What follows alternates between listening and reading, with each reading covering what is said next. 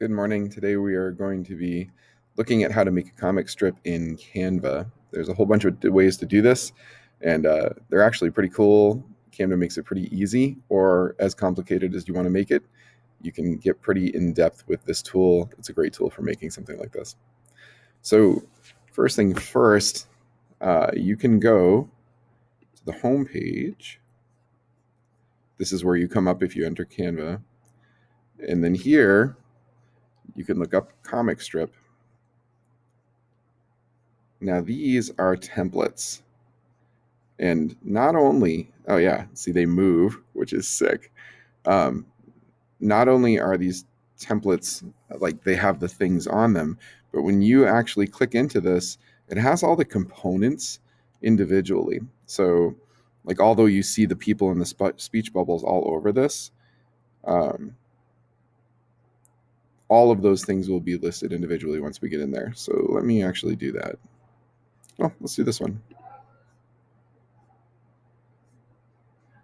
So you see, at first it gives you the example, but then down here, it gives you kind of each element. And you can grab these elements, like, let's call this a test. So many tests on these tutorials. Go and grab this guy, bring him up here. Now, you're noticing that there's not a lot of speech bubbles on this. Let's see if they have those in here. Yeah, no speech bubbles. So we're going to have to add those later. I'll show you how to grab them. That won't be a problem at all. Okay,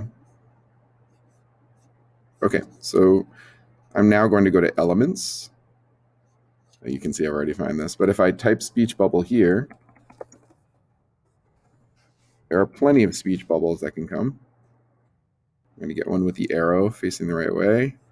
Shrink it down. I can also angle these if I want to, but I don't want to. I'm going to shrink it down even more. Once I'm there, I go to text.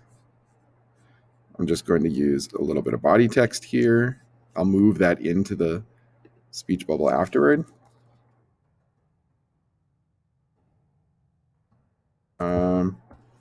What are they singing? I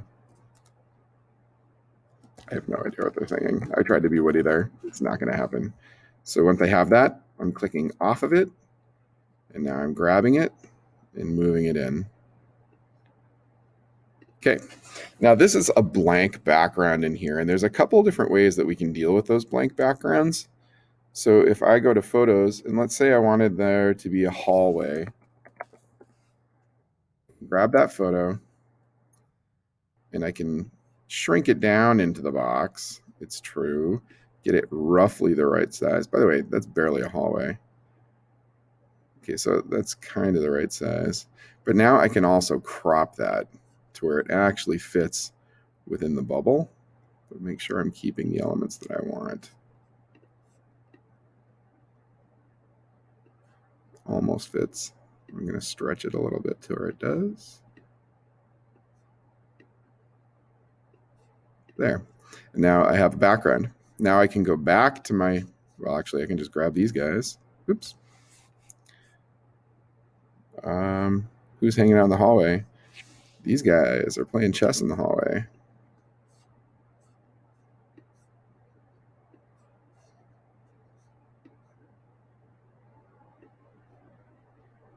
It kind of looks awful. Let's get them to where they're like down here, I guess. They're playing on the floor. Okay, and then I can do the same thing with another speech bubble. And so I can have backgrounds in my comics, etc. And moving stickers, which is pretty cool.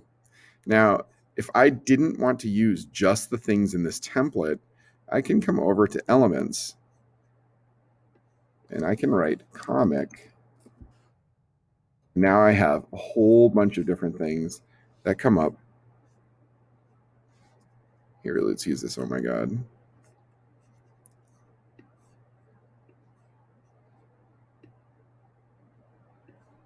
It's obviously a super exciting chess game.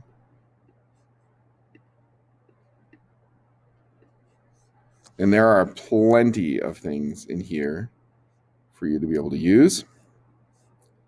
There's another way that I can do this as well. By the way, all of these are PNGs, which means they don't have the white background in the back.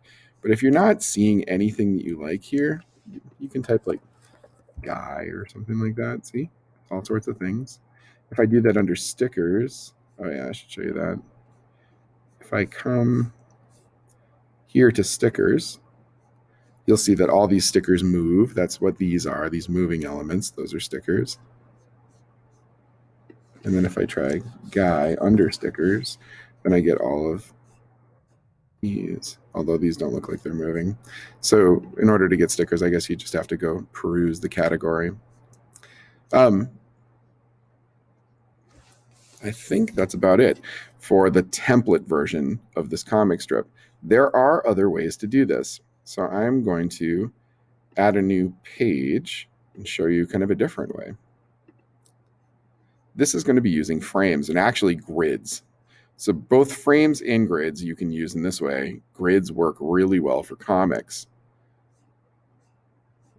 Anything in Canva that has this hill background, those are special. They do cool things. Let's use this one. What those do is they're kind of autofill boxes. So I'm going to go back to photo. Let's do like a matrix style hallway. And I can come in, see how it just kind of fills the space? That's very nice for comic strips. Now I'll come back to elements. Let's throw a sticker in there. There's not much for stickers that look good in a matrix hallway. Let's do this one.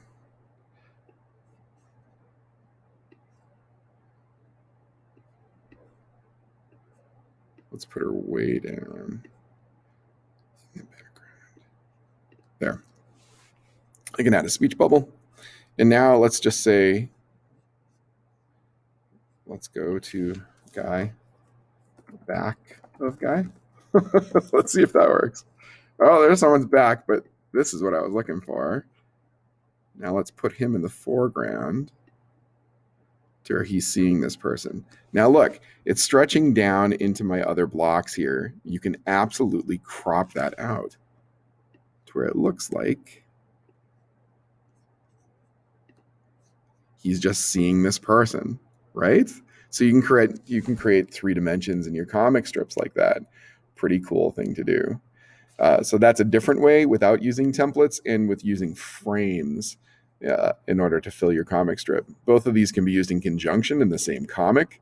Remember, there's all sorts of different templates that you can use, and each comes with their associated stickers.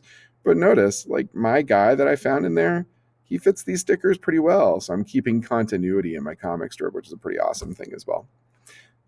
So that is how you use Canva to create comics. Hope you enjoy the tutorial. See you later.